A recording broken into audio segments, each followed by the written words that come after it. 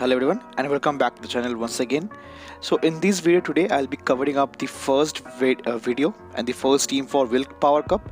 So the Willpower Cup is basically the trio of fighting, dark and psychic over here. That's a pretty like stable trio over here in this meta actually, which is going to be good, but it is going to be dominated by dark because we already know how good dark and poison typing over here are, and dark with poison does really good in this meta. So that is the reason it is going to be a bit dominated against dark, like dominated by dark. But like this is not the first team that I'm going to use for the Willpower Cup, because I have tried out much more teams, but due to some like lack of time I could not make videos on that. So this is going to be my first video.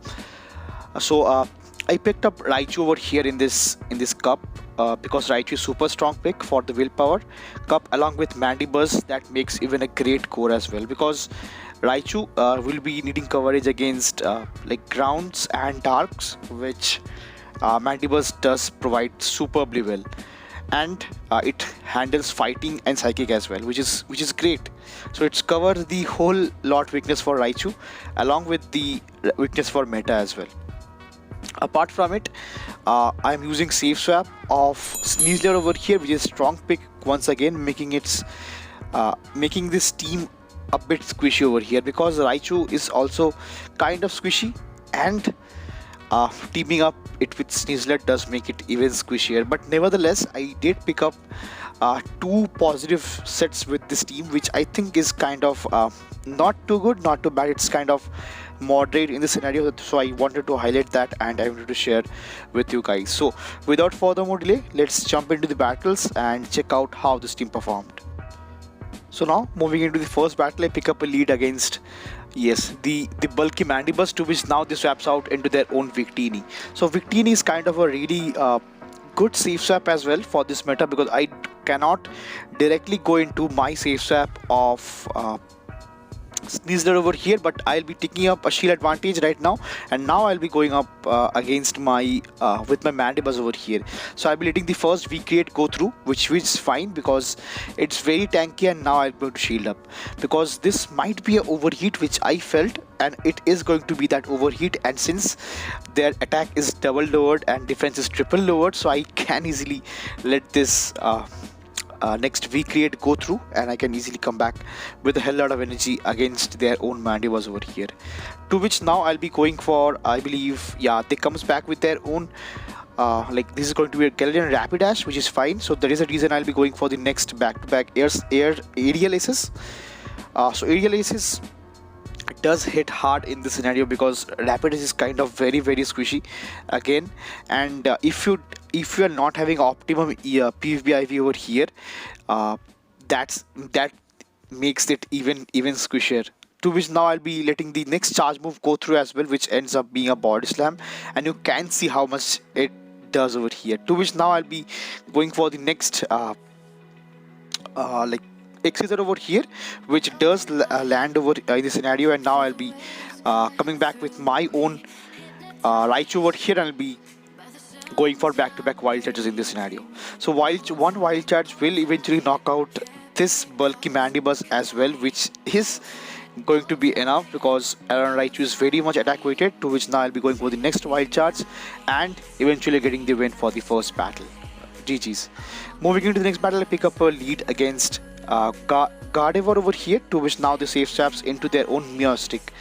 So I believe they have two charm users as their lead and their safe swap as well. So that is the reason I thought this might be a triple charm team, and which I'm not too comfortable with, but it's going to be very much inconsistent.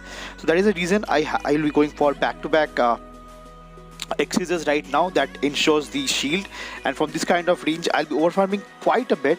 And after they throw the first, I believe, I'm not sure what they're having access to, they throw their first Shadow Ball, I'll be going for the next Thunder Punch, because I was almost on 100 energy, maybe 80. To which now I'll be going for the next Thunder Punch, that that does knock out the Meowstic over here, and let's see. So they comes back with their own life out over here.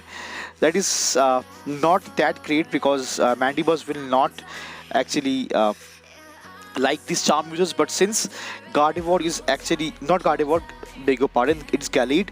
So Gallade is part fighting as well, so that is the reason this flying type moves Aerial Ace and Air Slash comes handy with. So that's going to be GG's once again. Moving into the next battle, I'll pick up a lead against Deoxys defense over here, to which now I'll be going to switch directly into my own Sneasler, and I'll be going for the first X-Scissor. So first X-Scissor lands, and as you can see, it does quite a bit of damage, because Sneasler is very attack heavy, and I'll be shielding up the first move of double super effective Psycho Boost, to which now they comes back with their own I believe this is going to be ALOLAN Muk. So that was 7 poison jabs, and I did a CMP tie, which is even great, because now they cannot farm extra. They cannot sneak in extra moves, so to which I'll be letting this go as well, because after 7 poison jabs, it only can be an acid spray, which is resisted in this scenario also. To which now I'll be going for the next close combat that does ensures the shield over here, and they can easily farm me down, which is great for me, because now I can come back with my own Mandibuzz over here, and I can go for the farm down, because they cannot throw anything that hits very hard, but they might go for double acid spray that will lower my defense by 4 stages, which is not that great. That is the reason I'll be going for the next Aerial Ace, which I believe is not going to be enough, or yeah, it's not going to be enough. So that is the reason I'll be safe swapping again to reset my debuff, and I'll be coming back with my own Raichu over here. So Raichu in this scenario does have energy advantage, and to which now they comes back with their own defense Deoxys, and they overfarm. So they either have to give their final shield, which they does not want to give up, and the final Pokemon is going to be their own Gallade and Rapidash. And after farming up quite a bit of energy, I again CMP tied in this scenario. I purposefully CMP died over here so that they cannot sneak in extra moves, or like I don't want to miss out on alignment over here. To which now I shielded the first body slam, and after one more volt switch, once again I did win the CMP tie again, and I'll be going for the Thunder Punch that knocks out the Rapidash over here and gets me the win for the third battle here as well. Moving into the fourth battle, I pick up a lead against Obstagoon. So Obstagoon is kind of tricky for this team as well, because I don't have a hard answer to Obstagoon, because it have access to cross chop, Night Slash. So Night Slash does hit for super effective in this scenario to Raichu as well, but I'll be faking a Wild Charge in this scenario. So I'll be going for the first Thunder Punch, and then after since the shielded over here, I'll be safe swapping into my own I believe this is going to be Sneasler. Yeah, Sneasler. I really forgot this name sometimes. So it's going to be a Sneasler, to which they comes back with their Gallade over here, and this shields up. So both their shields are down. So now I'll be going back with my Gallade once again for this neutral X-Scissor that does knock out the Gallade over here, and they have to come back with their own Obstagoon. So for Obstagoon, I do have a perfect answer to it, which is going to be the Mandibuzz, because Night Slash is resisted and the fighting moves are neutral over here. To which now I'll be going for the next Aerial Ace, but I did a CMP die once again.